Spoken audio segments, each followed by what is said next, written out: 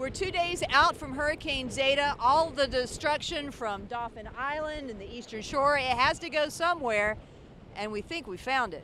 They said, go to Little Lagoon Pass, you'll love it. It'll be great. You'll see some really cool stuff. This is what's washing up at the public beach, and it is not pretty. That's the water in Perdido Bay right now.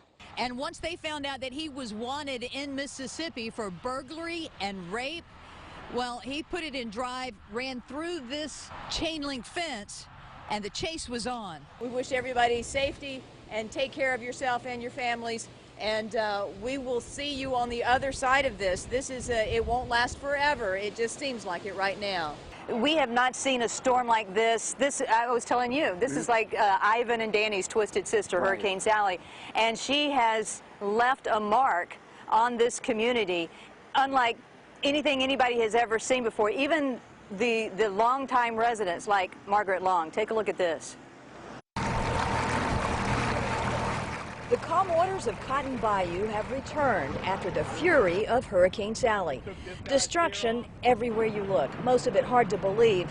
And then you get to Margaret Long's house. I don't think anybody thought that it was gonna do this. Almost a dozen fishing vessels now litter her property. If we'd have stayed here, I would have had a heart attack. It was her neighbor, who is also her son, that warned her. Brooke said, Mom, you and Buddy got to get out of here. That was before the fleet of boats found her house. You've been through every storm. Every named storm, starting in 1950 with Baker. And nothing like this. Really? Nothing. So this is worse than Ivan. These boats were tied up. And they're still tied up. They're just in Margaret Long's yard now. Boat captain with this one, or the owner with this one, he and his wife were on it when it broke loose. Her house lost a deck and a greenhouse, but is livable, and she thinks she knows why. I guess because the good Lord wanted it to be.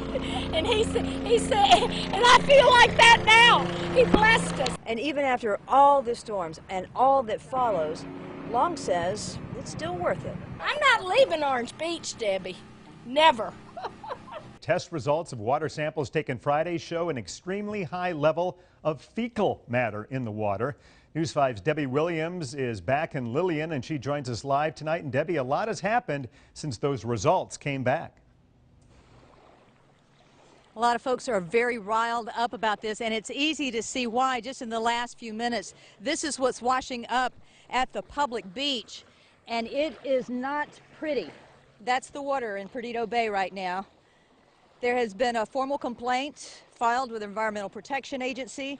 Their Coast Guard came in to visit today. More water samples were taken today. Everybody trying to figure out what this is. Mobile Baykeeper back on Perdido Bay, taking more water samples for testing. We want to try to figure out for sure, is this something that they need to be concerned about? Is it a temporary issue? And, you know, if there is a source that's causing this to continue, where is it, what is it, and how do we stop it? Results of samples taken Friday showed algae in the water and on the shore loaded with fecal matter. There's a lot of suspicion this is related to an algae bloom. Could be other sources at work as well, so we really wanted to dig into it more closely. Mats of algae started showing up a couple of weeks ago and has progressively gotten worse. Gale Beach has never seen anything like it. And I've lived down here a long time, and this is not the way our bay is, and we want our bay back. Beach filed a formal complaint with the Environmental Protection Agency over the weekend, prompting a response from the Coast Guard, who came to see for themselves. But once it was determined the pollution is not petroleum-based, there was nothing else they could do. But I'm not going to stop until we find out where this is coming from. In the meantime, the experts say, until they know more, be careful. Properly cooked fish I would probably be okay with. I'm not going to eat sushi out of here today. In terms of swimming this water, you know, I would want to know more about what's going on. And just based on what we're seeing here at the public beach here in Lillian, getting in this water would be detrimental to anyone's health. That's what it looks like now.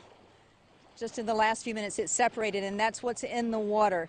The new test results that will be done today from the samples today are more extensive. We should have those results in the next 24 hours. Hi. We will never know. Hi, sweet boy. what this dog went through. How you doing, bud? You all right? But what we can tell you, He's a good patient. he's lucky to be alive. Obviously, somebody probably dumped him out, and there's a lot of people that just wouldn't care and would just keep going.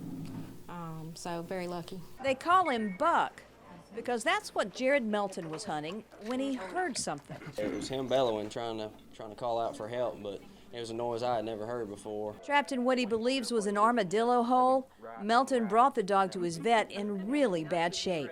His body temperature, it wouldn't even register on the thermometer. While doctors worked to save his life, Melton posted on Facebook what had happened in hopes of finding the dog's owner. But what happened next? Everybody on there called me a hero and a saint, and I'm not that. You know, I'm just a guy that got lucky and found a dog and helped him because I'd want that help in return if that was me in there. Buck's prognosis is good. Weighing only 36 pounds, he still has a long road ahead of him. But when he gets there, Melton will be waiting. I'll take him home if nobody else keeps him. You know, if nobody claims him, I'll take him home. On the Baldwin County beat in Robertsdale, Debbie Williams, WKRG News 5.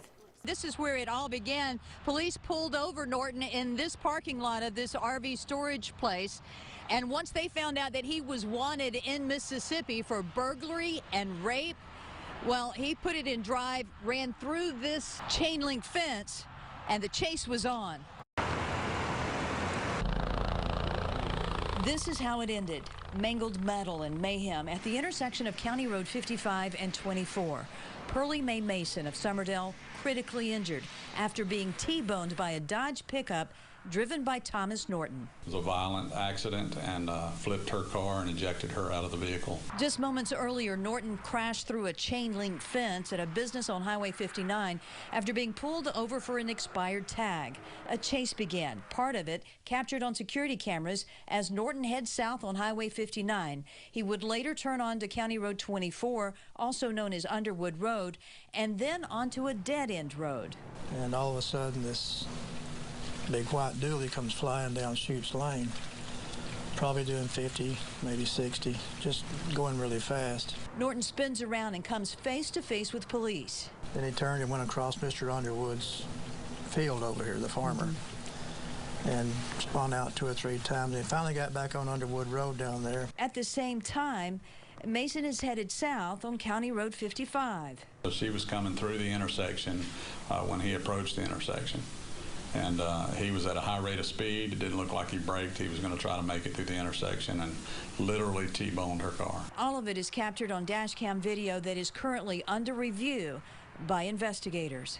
Chief, why chase him if you know his name, you know he's got charges? Why not, once he started doing that and getting to those speeds, why not just let him go? And that's usually the case. In any kind of pursuit, we evaluate that as the pursuit's going on.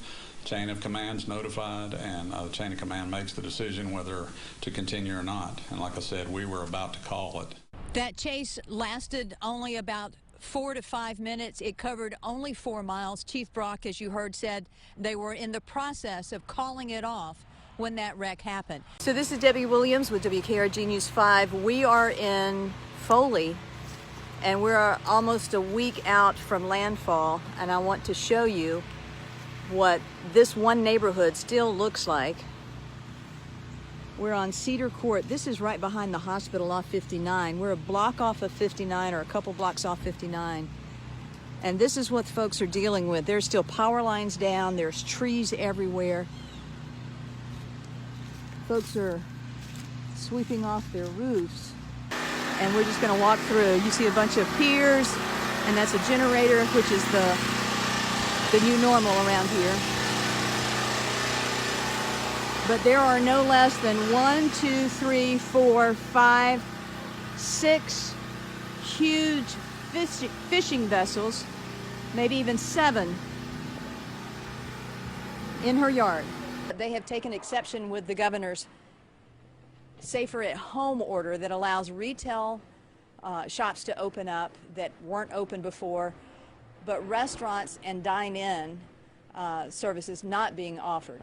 So they have, we're going to walk around here, so they're not dining in the restaurant right now. We got folks back here for the first time in a month or so that are sitting around, socially distanced. That's the health department person right here. Let's check and see Ma'am, can you talk to us real quick? What did you?